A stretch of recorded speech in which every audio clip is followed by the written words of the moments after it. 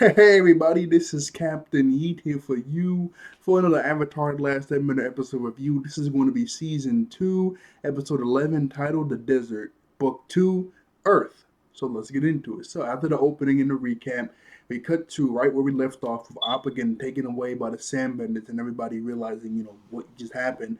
And we cut to Aang yelling at Toff like crazy, like, how could you let them take Appa away? Toff's like, it's not my fault. I had to keep the library up. It's starting to sink. You guys could have died. And anyway, even if I did just let you guys die and let the tower go from the library, I'm not good at sandbending. Everything looks all fuzzy to me. I'm not good. So even if I did let the tower go, I couldn't be much help anyway to protect Appa. He goes, no, you just didn't try hard enough. You never liked Appa, did you? He just starts spazzing. That's like the only thing he had from it. I mean, that's like literally the only thing he has from like his childhood or whatever. Because everybody from back in the day, from 100 years ago, is obviously dead. Even Monkey Yasu. So the only person that he has left is Appa, and I guess technically Momo too. But he's closer with Appa since he knew Appa his whole life. He just met Momo as soon as he got back into the new time. So that's like all he has. So he starts to spaz out Toph. Katara does tell him to calm down because obviously Toph tried her hardest to protect Appa and to save us from the tower sinking. I mean, from the library sinking. So it was, she had her hands tied, and she caught the tar. Sorry, Katara realizes this, but Aang just has so many emotions going on. He just starts yelling, and then Sokka goes, "What are we even gonna do out here? We're lost. We can't do nothing about Appa. We're stuck in the middle of the desert." Aang's like, "See, that's all you guys care about is yourselves. I'm gonna find Appa on my own." He takes his glider and flies away. And then we cut to Zuko and Uncle Iroh, and they're riding on the. I had the name once. I had the name once.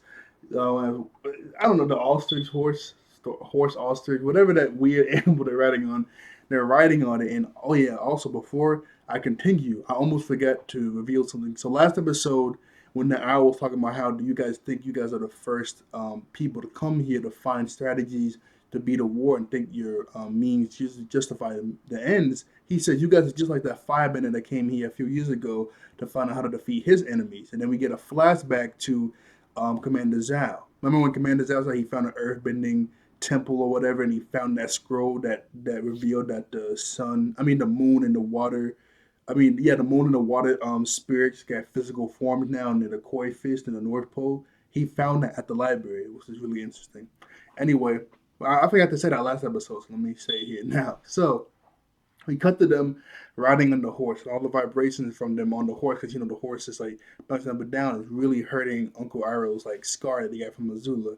Zuko goes, maybe we should just camp here for a while. He goes, oh no, please don't, stop on my account. And he starts moaning and groaning again. He goes, okay, we're gonna settle down. So they sit down, but out of nowhere, these firebending commanders come out of nowhere, and they're a whole group, and they're like one of the best groups for catching fugitives coming around. And Uncle Iroh actually knows them, and Zuko's like, "Oh, here we go! Like we gotta fight all these guys." And you like, you know these guys?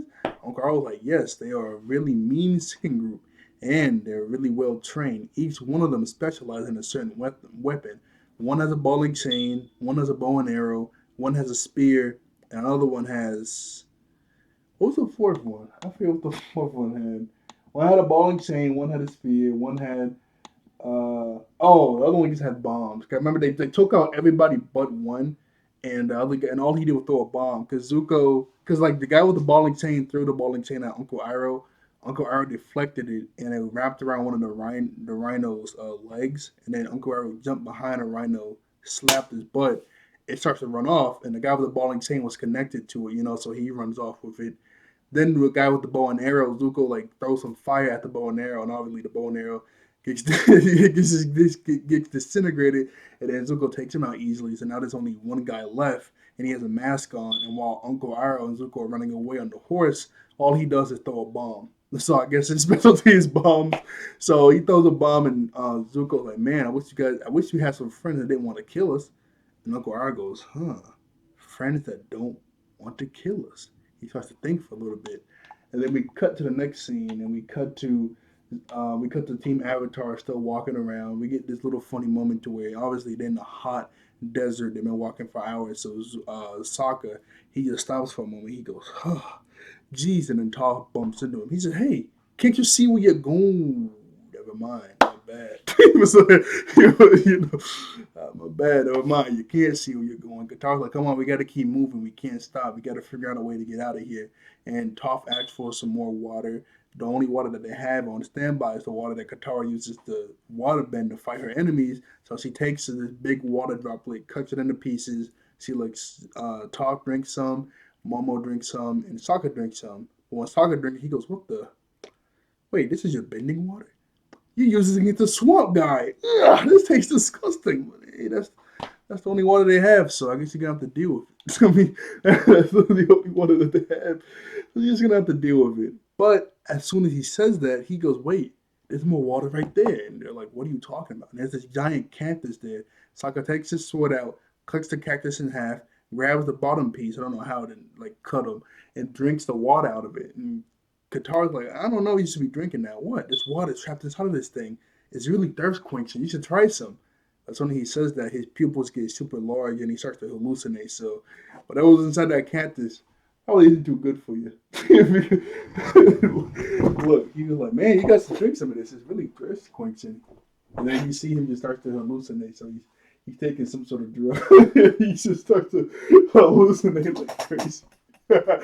He just starts going crazy, and Sokka's like this for most of the day. He's like this for most of the day. He just doesn't have no idea what's going on. Because right after this, he looks at Toph. He goes, "Hey, who set Toph on fire? How do we get in the middle of the ocean?" So he's going pretty crazy. Also, Momo drank some of the juice too, and he starts to fly around the circle until he hits the ground. So yeah, the cactus juice probably isn't the best thing to drink. Probably not the best thing to drink right now. And right after that, we cut to Aang. Let me put this back on so it doesn't burn the screen. Excuse me. Right after that, we cut to Aang. And Aang, he's just flying around blowing the bison whistle, calling Appa's name. But obviously, he can't find Appa, and all he sees for miles is sand. So he lands on the ground, he gets really mad, and he slams the ground with his stick, and he does a really big air gust. And even Team Avatar feels it. And they look, it's kind of funny because he left way before them. But when we get this wide shot to see where they're at, Aang is actually behind them. Aang is actually behind them, and the air gust reaches Team Avatar. They're like, "Whoa, what was that?" And they see the big like puff cloud that happens. They're like, "Whoa, I don't know what that is, but look, come on, let's keep moving." So it's kind of funny how like Aang left, first, but he somehow ended up behind them. But for miles you can see his sand, so he could have just kept flying around and ended up behind them eventually, I guess, because they just kept moving forward. And he's on his glider, so he can just go wherever. He can just go wherever. Anyway, I forgot their names, but we see Toph's earthbending teacher and also the guy that was the leader of the fighting ring. We see them both make their way to the place that Team Avatar went last episode, and they're looking for Toph, and they ask some guy like, "Hey, did you see a blind girl and some other people walking around over?" And this random guy's like, "Oh yeah, we did see her come around here a few days ago, but which way did they go?" I don't know. You might have to make it worth my time. Yeah, he starts saying, "You want some money? You want some money?" They say, "Oh, you want us to break your fingers? Okay, okay." I mean, hey, they went to the desert that way, but she's probably dead by now. If anyone that goes out in the desert and lasts a few days out there, they're dead. You know what I'm saying? And then the buff guy, I forgot his name, but the buff guy, he goes, "Man, that doesn't matter. The parents want her dead or alive." The teacher's like, "What are you talking about? They want her alive." And then he goes, "Hey, look at those two. What about them? Those are fugitives." And they look at the wanted posters on the board, and it's Zuko and Uncle Iroh walking into the bar place. We can make some quick cash real quick. So they walk in after them. And then we cut to Team Avatar again. So we cut back to Team Avatar. Aang, he lands right next to Qatar and the rest of the group. Aang's like, obviously, I couldn't find Appa. What are we gonna do? Obviously, and like this whole episode, Aang is just super mad and hyped up that they lost Appa, so he doesn't really want to talk to anybody. And any chance that he gets, he starts to just spaz out and yell at the group. Qatar's like, "Well, we got everybody here now. Let's just keep moving, and so we can get out of this sand pit. Like we have to be able to do something, okay? So everybody grab each other's hands and let's go." So they all start to just walk and walk for a few hours until eventually it's nightfall. And then Qatar goes, "You know what? Let's make camp here. Let's go to sleep." And they all fall to the ground. And then Toph asks for, it's a little funny moment where Toph asks for some more water. Qatar tells everybody to come around because this is the last bit of water that they have. So she makes this big water droplet. Momo jumps up and just crashes right into it, and the water falls into the sand. And Asaka's like, "No, you killed us! No!" He starts spazzing out. Guitar's like, "No, he didn't. Chill down. I can just bend the water out of the sand, and then y'all can have some." He goes, "Oh yeah, that's right, bending." Thank you. Bending. That's what I'm talking about. So, Qatar takes some of the maps and stuff. My bad, hold up. Excuse me. Qatar takes some of the maps that Sokka stole from the library and looks at the stars. She goes, "Well, we don't have Appa, so we can't just fly through the sky, but we can tell on how to go somewhere by the stars, since he has a star chart that Sokka took." So she goes, "We can tell by the stars exactly where to go, and we should probably travel by nightfall anyway because it's cooler at night than the daytime. So let's get some rest right now, go to sleep for like 2 or 3 hours, and then we'll wake up and we just keep on moving so we can sleep during the day and we can walk through the night." Okay, so everybody get some rest. We'll wake up in a few hours, and then we can just keep on moving and using the star chart to figure out how to get the boss Sing Se. All right, everybody go to sleep, and that's the game plan. So they all go to sleep, and then we cut to Zuko and Uncle Iroh, and while they're inside the bar, Zuko's like, where are we gonna find any friends that's gonna help us? And then Uncle Iroh looks to the side and sees a man looking at the chessboard. He goes, "Okay, there he is." Zuko's like, "We're gonna watch two guys just play some chess. Hey, hey, hey.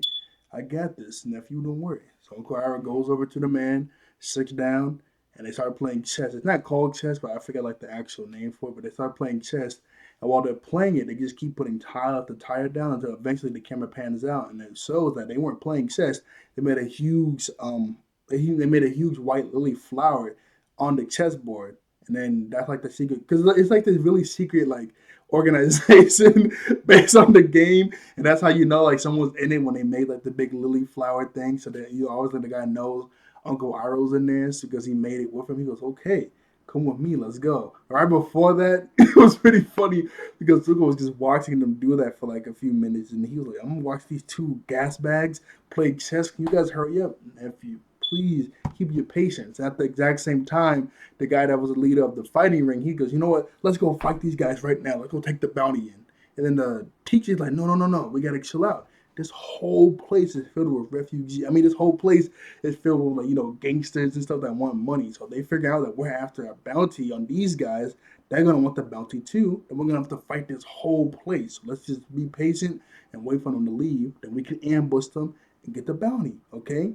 Like, that's a smart way to think about that because if they don't, then they have to fight everybody in this place, which is going to be annoying. But the leader of the ring just couldn't take it no more, so he gets up and says, "Hey, okay, you guys are coming with me." But then Uncle Iroh's friend gets up. He goes, "Hey, I knew you guys were refugees. You're trying to collect this bounty for their money." Zuko's like, "I thought you said they're going to help us." They are. I mean, sorry. Zuko goes, "I thought you said this guy was going to help us." He is. Watch. And, the reason that he said, "Hey, I knew you guys were refugees. You just want to collect their bounty." He said that really loud because obviously what the teacher said came to pass. Everybody heard, "You're trying to get that bounty for their gold." Everybody's like, "Gold?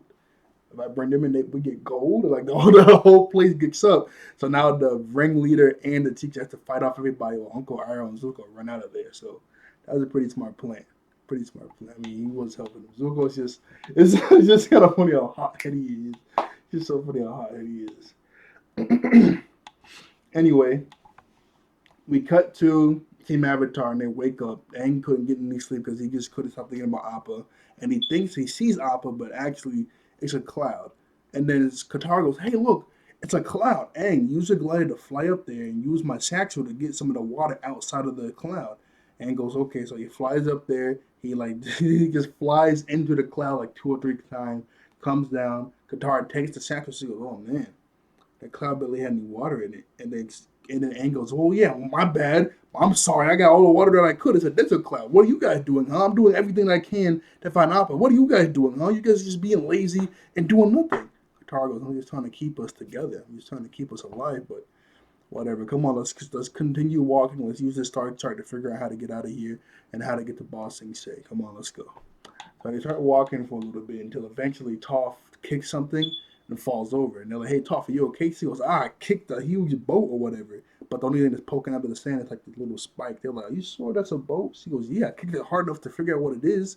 So Aang uses the airbending to get all the sand away, and it's one of the sandbenders' sand riders, or like little sand boats that they use. So they go, hey, we can use this to get out of here. And then there's a compass up here. Okay, so Aang, you blow some air into the not the satchel. I was gonna say blow some air into the satchel. You blow some air into the sail so we can get out of here. I'll use the compass and the star chart to figure out where to go. We're gonna get out of here in no time. Okay, so everybody gets on top of the boat and they go away. And then they sail off. And then we cut to Uncle Iroh and Zuko. They get to the so this guy is a flower pot maker, or I don't know, I guess a florist. So they get into this guy's building. They walk in there and there's a secret door. Uncle Iroh knocks on the door and he has to say a password. And what the password is, um, here you go. So he walks over to the door. He knocks on the door, and he goes. And the guy, like in those TV shows and movies, when you knock on a door, it's a little hole in the middle. They go, "Tss, what's the password?" All you see is the eyes. All you see is the eyes. So Uncle Iroh knocks on the door, and they go, "Who knocks at the garden gates?" Uncle Iroh says, "The one who eaten the fruit and tasted its mysteries." So they let Uncle Iroh in, but only Uncle Iroh. It's only members only. So Zuko has to stand outside, and I guess Zuko ate a flower because okay, so Zuko has to wait outside because it's members only. So he stands next to the door, and so it's, Zuko standing right next to the door. The door's on one side, and there's a flower pot with flower on the other side. So he's just standing there. And then I'm getting a bit of ahead of myself. When we cut back to Zuko, eventually, we Uncle Iroh comes out the door. He goes, "Okay, we got everything set up. We're going to Ball Sing Se." But when you look right next to Zuko, there's no flower. Cause sorry, my bad. I mean, Zuko's standing right here.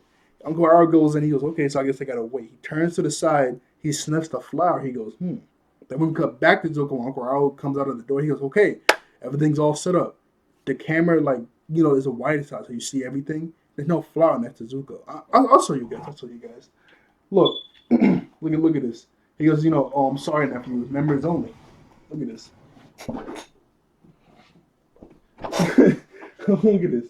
There's a flower here. Okay, y'all see the flower, right? There's a flower right there, and he sniffs it and he looks to the side. So when we cut back to Zuko, we're gonna see there's a flower there and there. So I'm guessing he ate the flower. He sniffs it. He goes, "Hmm." I'm guessing Zuko. I'm guessing Zuko ate the flower, which is kind of funny. I guess Zuko just ate the flower. Okay. All right, Zuko. Yeah, each their own. I mean, I guess the flower was tasty enough.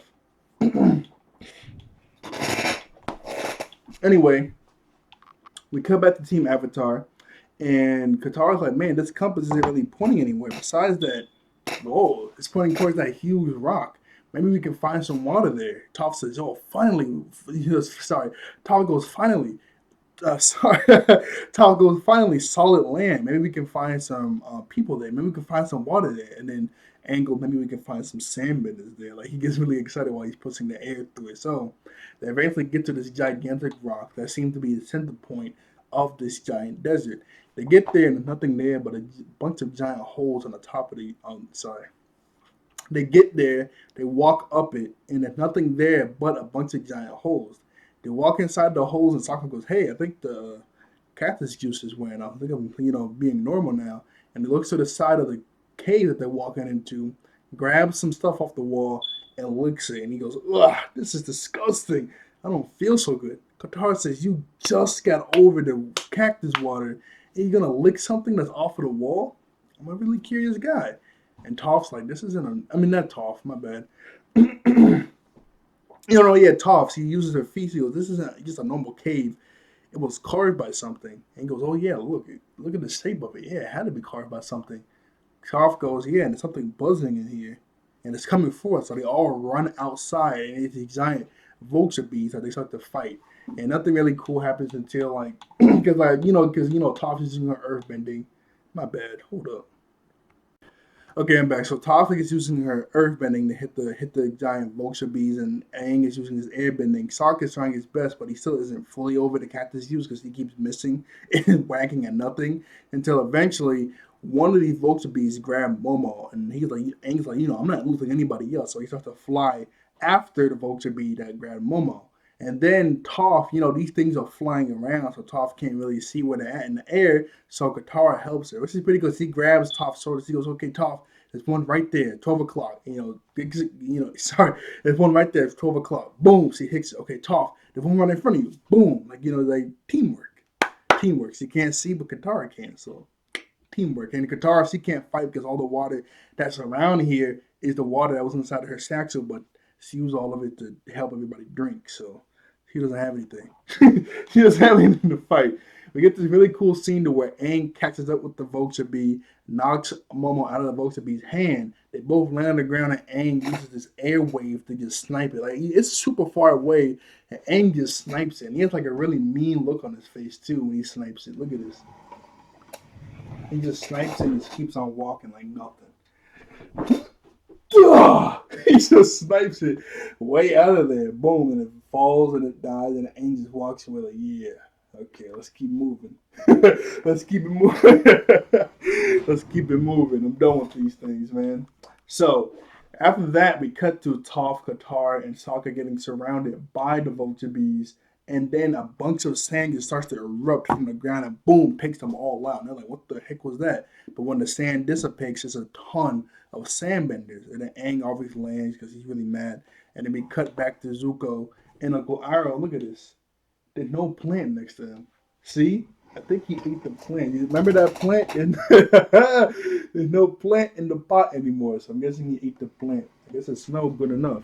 So anyway, Uncle Iroh comes out of the door.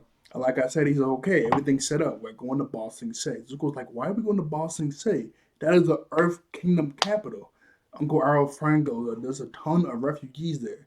I only noticed two more. You can hide in plain sight. And Uncle Iroh goes, yeah, plus that's the most safest place from the Fire Nation.